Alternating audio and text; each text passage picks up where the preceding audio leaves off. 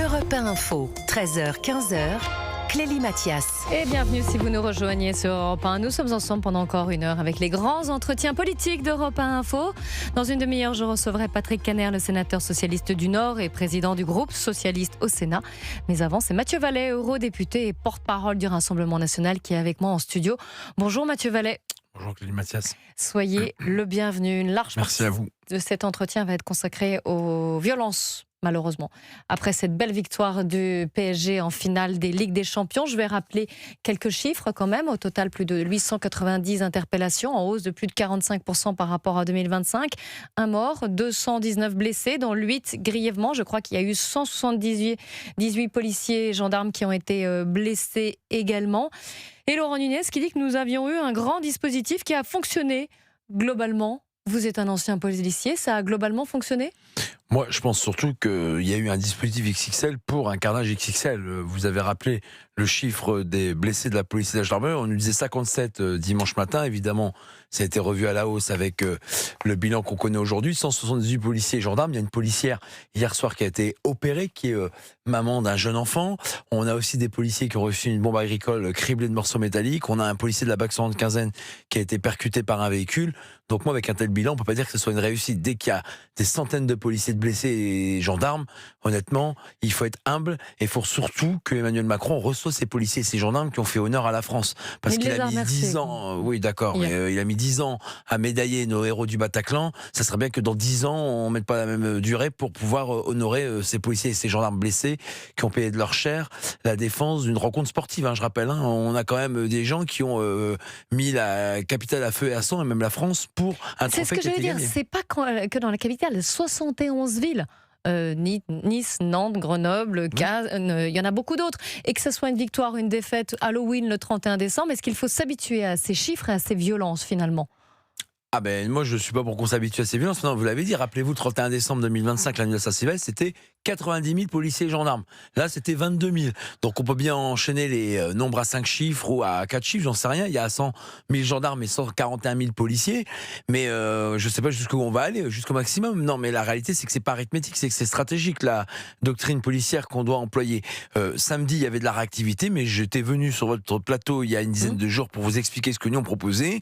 Force est de constater que une partie a été suivie, la 8 a été engagée, la CRS 8, mais on n'avait pas les Centaures, on n'avait pas d'hélicoptères, on avait très peu de canons à eau, on n'avait pas les CRS nouvelle génération, les UPR, unités de projection rapide qu'on a voté en 2022. Bref, il n'y avait pas tout le monde qui était sur le pont, et puis pour les effectifs rappelés, il n'y avait pas assez de casques, pas assez de véhicules, pas assez de boucliers, pas assez de rations alimentaires. Donc la réalité, c'est que aujourd'hui, quand on veut faire un grand événement d'ordre public, il faut savoir aussi mettre les moyens au bon endroit, au bon moment, avec les bons outils et les bonnes instructions. Écoutez Jordan Bardella, le président du Rassemblement national, qui était l'invité de BFM ce matin. Pour lui, les violences après cette victoire du PSG doivent constituer un électrochoc pour les Français.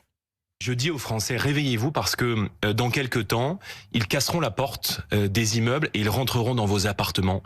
Si l'État ne reprend pas la main sur sa politique de sécurité, sur sa politique pénale et par-dessus tout sur sa politique migratoire. Parce qu'il y a évidemment un lien, madame, entre notre incapacité depuis 30 ans à maîtriser l'immigration, à assimiler des populations qui sont arrivées dans notre pays et dont beaucoup aujourd'hui sont physiquement en France, mais dont l'âme et dont le cœur est ailleurs et ne ratent jamais une occasion pour exprimer leur mépris à l'égard des institutions, leur haine de la France. Alors, le ministre de l'Intérieur, Laurent Nunez, a fait valoir que ce n'était pas la robustesse, je cite, du dispositif policier qui devait être interrogé, mais plutôt rechercher les causes profondes. Alors, il a été interrogé sur ces causes profondes. Ce sont, profitant de ces moments festifs, vous avez un certain nombre de personnes qui viennent pour casser, pour piller. Et ça, c'est une réalité. Les dispositifs policiers que nous mettons en place visent justement à les prévenir. Nous avions un grand dispositif qui a fonctionné globalement. Est-ce qu'il se trompe de cause profonde, le ministre de l'Intérieur ? Non, d'accord, pour la prévention, on reviendra. Quand on prévient au maximum les choses, ça veut dire qu'on réduit au minimum le risque, ce qui n'a pas été le cas samedi soir. Non, mais en fait, ce qui m'étonne, c'est que... Il y avait un dispositif qui était quand même plus conséquent. Bah, Plus je de vous dis, force de enfin, langue. Plus de- Mais enfin, je sais pas en quelle langue le dire. Je vais essayer de développer l'anglais ou le ch'ti, mais ma langue natale du Nord. Mais la réalité, c'est que je l'ai dit pour les centaures. On les a sortis face aux agriculteurs et face aux gilets jaunes. On pouvait pas les mettre sur les Champs-Élysées, sur le Trocadéro, sur le boulevard Sébastopol, sur le Champ de Mars. Enfin, il y a de la place. Hein. Il y en a eu des centaures, il me Donc, semble, sur le non, périph'. non. Ah, pas du tout. Non, il n'y a pas de centaures du tout. Mais vous avez raison d'avoir cru qu'ils étaient peut-être présents, puisqu'ils sont à moins de 20 minutes de Paris, ils sont basés à Satoré, à côté de Versailles. Donc, la réalité, et pareil pour les engins lanceurs d'eau. Il n'y en avait qu'un. Pourtant, il y a une section des moyens spécialisés qui gère ces canons à non des CRS, qui est basée à Vélizy, à la CRS 61. Donc, la réalité, c'est que il n'y avait pas tout qui a été engagé, et nous, on l'avait proposé avant. Donc, on peut pas dire qu'on est en train de se délecter, de se faire plaisir. Et puis moi, j'ai le cœur du Français que je suis, du patriote que je suis, qui saigne quand je vois la capitale mis à feu et à sang et en souk, comme on a vu que c'était le Bronx samedi soir, quoi. C'est quand même invraisemblable. Moi, je ne comprends pas que le ministre qui nous explique que lorsqu'il y a eu l'équipe lensoise qui a gagné la Coupe de France. J'allais y venir. Ah ouais, bah pardon, non, mais allez-y. Pour vous, il y a deux publics, justement. Écoutez, lorsque Lens a remporté la Coupe de France, voilà presque une dizaine de jours, on avait les corons, on avait ces 60 000 supporters place Jean Jaurès à Lens qui ont fêté avec un happy slapping et avec les moments festifs et joyeux que vous avez montrés sur vos images et que toute la France a pu découvrir peut-être. Moi, étant du Nord, ça m'étonne pas parce que les gens du Nord sont des gens travailleurs, sont des gens silencieux, sont des gens qui ont beaucoup donné pour la patrie et pour la France par la métallurgie, la sidérurgie, le charbon. Donc c'est une région qui a énormément contribué à la richesse du pays et donc c'est pas dans nos mentalités de tout casser, tout piller, tout brûler et se farcir du flic. Voilà, maintenant, vous avez vu que pour le PSG, visiblement, il y a des publics majoritairement issus de banlieue. On a aussi beaucoup de jeunes qui étaient issus de l'immigration, qui étaient présents, et les 1600 contrôles d'identité préventifs qui ont été menés permettent de corroborer ce constat. Et c'est triste de voir que des jeunes dont les parents et les grands-parents ont été accueillis par la France et qui se sont parfaitement, pour une grande partie, assimilés, aujourd'hui, ne reconnaissent pas le pays qui leur donne tout, l'école gratuite, le logement avec des aides sociales, avec des aides personnalisées au logement, avec la santé gratuite. Dans les autres pays européens du monde, c'est pas comme ça. Hein. Au Royaume-Uni, en Allemagne, aux États-Unis, c'est la carte bleue avant les soins. C'est les plus riches avant la méritocratie. Donc la réalité, c'est que oui, il y a un vrai sujet de société. C'est ce que M. Nunez parlait de populations différentes. Mais il faut aller au bout de l'explication. Mais quand vous dites ça, vous êtes raciste et fasciste. Non. Moi, je veux que mon pays s'améliore, je veux que mon pays grandisse, je veux que mon pays soit fier des événements qui se produisent à l'intérieur et à l'extérieur. Parce que rappelez-vous que cette finale, elle était à Budapest. Elle était même pas en France. Qu'avez-vous pensé du discours d'Emmanuel Macron hier quand il a reçu les joueurs du PSG à l'Élysée? Il a dit il y en a ras-le-bol de ces violences. Emmanuel Macron m'a fait rigoler parce que j'avais l'impression d'entendre ma mère quand j'étais petit, quoi. Il y en a ras-le-bol, c'est fini, je veux plus voir ça. Voilà, pas bien.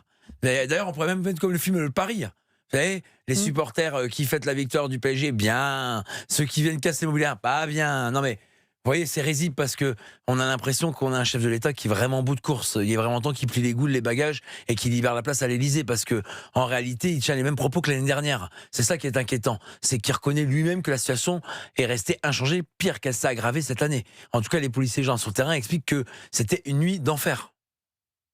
Ils l'ont vécu, ils l'ont payé aussi. Ah oui, j'ai échangé avec nombre d'entre eux. On l'a redit. Je peux vous dire qu'ils ont le même discours, et ils sont pas là pour faire un discours politique. Ils sont là pour faire un discours factuel qu'ils ont vécu en temps réel le samedi soir jusqu'à très tard le soir ou très tôt le matin, puisque les derniers effectifs engagés, c'est à 5h30 du matin au Hall. Mathieu Vallet, il y a eu tout un débat sur les fan zones. Avant et d'ailleurs aussi après. Quel bilan vous dressez des fan zones? Est-ce qu'il faut en faire ou pas en faire? Non mais si le sujet c'est les fan zones, ça évite les casseurs, ça c'est des carabistouilles, c'est des bobards. Enfin, vous pouvez mettre autant de fan zones que vous voulez. Quand on a des gens déterminés à venir casser, piller, brûler, et ça ne change rien pour vous, ça sert à rien. Il y en a ou il y en a pas. En plus, ça prend de l'effectif, parce que ceux qui nous expliquent que il faut faire des fan zones, mais il faut les sécuriser. Dans un pays qui est en proie au terrorisme et qui est l'une des premières cibles des terroristes, notamment islamistes, il faut mettre en place des périmètres, en place des points d'inspection filtration, ce qu'on appelle les PIF. Donc la réalité, c'est que non seulement ça n'empêche pas les casseurs, mais en plus ça prend de l'effectif policiers et gendarmes. Et fermer les Champs-Élysées?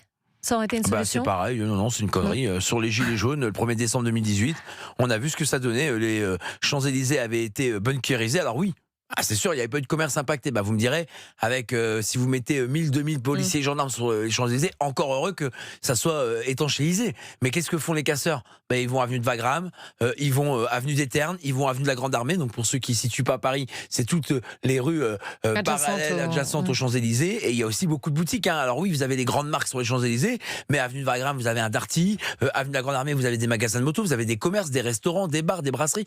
Donc la réalité, c'est que c'est déplacer le problème. Donc ces gens-là, comme la France Insoumise, qui nous expliquent que pas de casseurs avec des fan zones, bah ils sont fidèles à eux-mêmes. Regarde, ils sont nuls. Vous parlez de la France sur la Insoumise. police, alors ça m'étonne pas. Hein. Vous parlez de la France Insoumise, on écoutera Manuel Bompard, député des Bouches-du-Rhône. On se rend la gueule, on écoute les propositions de la France Insoumise sur la sécurité. On les écoutera, on vous les écouterez. C'est mieux que le CEPADA, mais en moins technique, en moins compétent. Vous pourrez réagir, Mathieu Vallet. Je rappelle que vous êtes eurodéputé, porte-parole du Rassemblement National et l'invité des grands entretiens politiques sur Europe 1. Ils m'ont bien fait rire, ça c'est sûr. La suite d'Europe 1 Info, des grands entretiens politiques avec Clélie Mathias, c'est jusqu'à 15h. On revient dans un instant, à tout de suite sur Europe 1, il est 2h.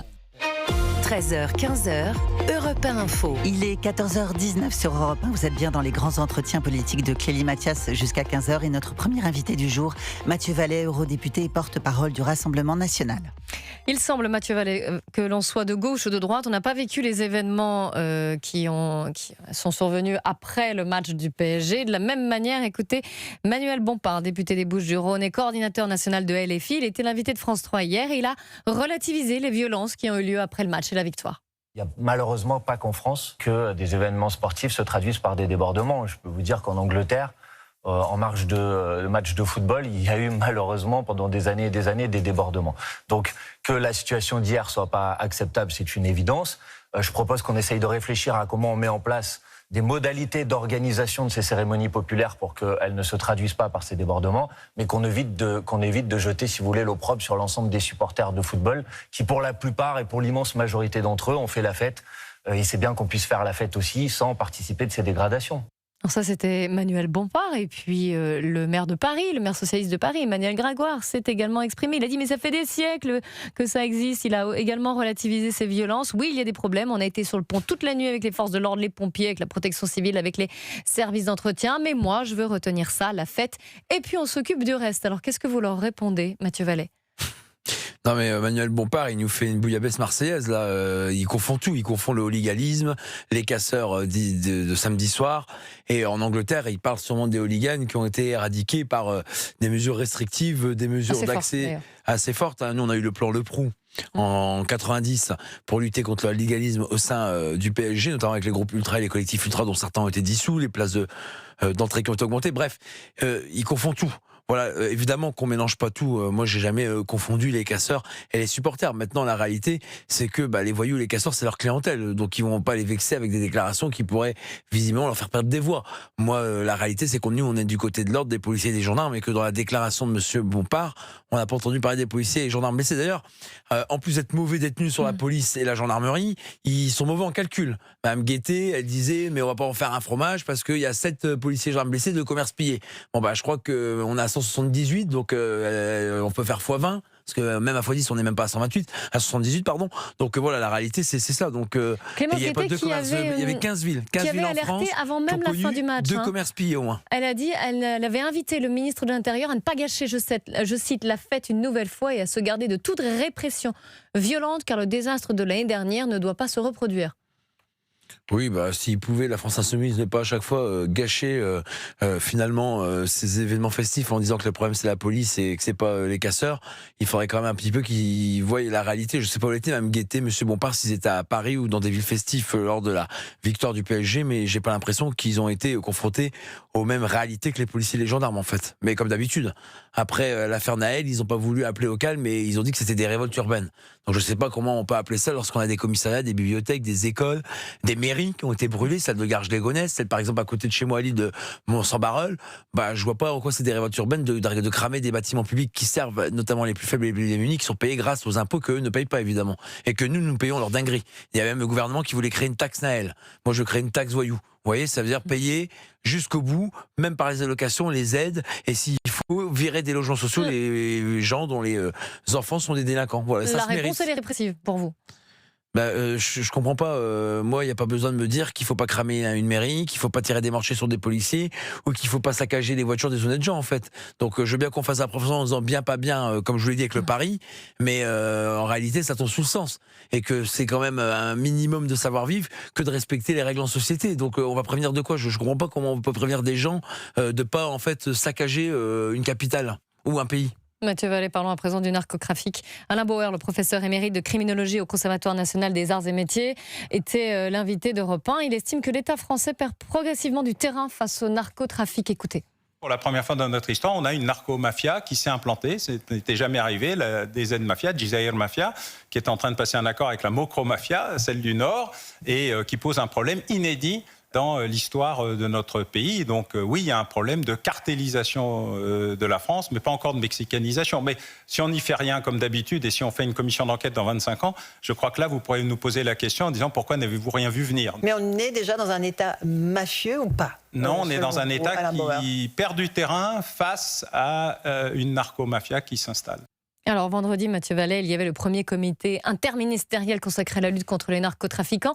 Et Sébastien Lecornu a, en quelque sorte, vous me passez l'expression, passé justement un savon à ses ministres. Le compte n'y est pas. Proposition technique et insuffisante, a-t-il dit aux membres de son gouvernement concernant cette lutte contre le narcotrafic. Vous saluez? Je salue quoi? Vous saluez le fait qu'il ait passé un savon et qu'il ait dit voilà, on n'y est pas, il faut faire plus, il faut faire davantage, on est... Non, mais le compte n'y est pas. Jusqu'à présent, on comptait des morts et souvent des gens partie prenante du trafic, notamment dans le cadre des règlements de compte, puisque c'est... On parle de la DZ Mafia au niveau de la région marseillaise face au clan Yoda. Enfin d'ailleurs, la DZ Mafia, DZ c'est pour faire une référence à Algérie et clan Yoda c'est pour faire référence à Star Wars. Je vois pas trop le rapport avec Star Wars quand on connaît la saga Star Wars. Mais en réalité, derrière ces noms de marketing, il y a des victimes. Et puis aujourd'hui, on compte les victimes qui n'ont rien à voir avec le trafic. C'est Soukaina, la étudiante dans les quartiers sud de Marseille. C'est Fayed, le petit gamin de Pisevin à Nîmes. Mais c'est aussi à Nantes. C'est 2 pères de famille qui ont pris des balles. C'est aussi à Grenoble. Donc la réalité, c'est que oui, le compte n'y est absolument pas. Alors, les policiers... pourtant, il y a eu la loi narcotrafic, il y a eu des points de deal qui se sont démantelés, on est passé de 4000 à 2700. Oui, mais justement, il y a ce comité interministériel où tout l'ensemble du gouvernement doit lutter contre ce narcotrafic. En fait, on nettoie les poubelles du trafic, mais on va pas aux racines du mal. Donc, moi, je veux bien qu'on fasse les halls d'immeubles. C'est important pour les gens qui y habitent. Moi, j'avais des points de deal en bas de chez moi quand j'étais petit. Donc, évidemment qu'on ne va pas faire des contrôles d'identité par les dealers en bas de nos blocs, que nos voitures ne soient pas vérifiées lorsqu'on rentre dans le quartier et que les personnes ne voient pas leur boîte à lettres dégradée, les plafonds noircis par les briquets. Et des gens qui vendent de la drogue dans leur quartier. Mais la réalité, les racines du mal, alors elles sont où? Elles sont sur les réseaux, les gros bonnets. Et donc la police judiciaire, il faut qu'aujourd'hui elle soit traitée comme la sécurité intérieure. On a un outil d'excellence pour lutter contre le terrorisme islamiste, le djihadisme, les extrémismes, les ingérences, mais aussi protéger notre patrimoine économique. Donc bref, la DGSI fait ça très bien. Il faut qu'une direction générale de la police judiciaire, avec tout le haut du spectre de la criminalité organisée, soit traitée par des enquêteurs spécialisés tels qu'elle existait avant la réforme Darmanin. Johanna Roland, la maire socialiste de Nantes, où il y a eu des dizaines, elle demande un service de renseignement dédié. Non mais d'accord, mais en fait ces journalistes ils connaissent rien. Moi il me fatigue. C'est s'exprimer sur des sujets qu'ils ne connaissent pas. Mais demandez-lui à Mme Johanna Roland comment fonctionne un service de renseignement. Combien il y a de services de renseignement dans le premier cercle? Elle ne serait même pas à dire qu'il y a 2 cercles de communauté dans le communauté de renseignement français. Donc je veux bien que ces gens-là ils aient des propositions à faire, mais ils y connaissent rien. Et franchement, ça m'attriste de voir des responsables publics ne pas s'intéresser à l'organisation administrative de la fonction publique policière. Donc le renseignement il existe, sauf qu'aujourd'hui il faut l'imbriquer au judiciaire qui est dans la direction générale que nous appelons de nos voeux. Mais le renseignement le renseignement territorial, par exemple à Nantes, il y a un service départemental du renseignement territorial qui fait les ambiances dans les cités, qui fait les ambiances au niveau du social, du sociétal, qui fait aussi le suivi contre l'islamisme et la radicalisation. Donc ces gens-là, ils me fatiguent parce qu'ils n'y connaissent rien. Ils veulent réformer de la cave au grenier. J'entendais Clémence Guettet qui dit on va refaire la doctrine policière, mais ils vont rien faire du tout, ils y connaissent rien. Ils vont s'asseoir, ils vont écouter, ils vont apprendre et après ils nous expliqueront quelles propositions sérieuses ils vont faire. Non mais c'est des clowns, franchement. Je pense que c'est ça qui fatigue les Français, d'avoir la désespérance, de voir la médiocrité de certains responsables politiques. Vous êtes eurodéputé porte-parole du Rassemblement National, merci, et ancien policier en qui met des gens qui ont eu une vie avant la politique. Dans un instant, Patrick Kenner, sénateur socialiste du Nord, président du groupe socialiste au Sénat, sera l'invité d'Europe 1.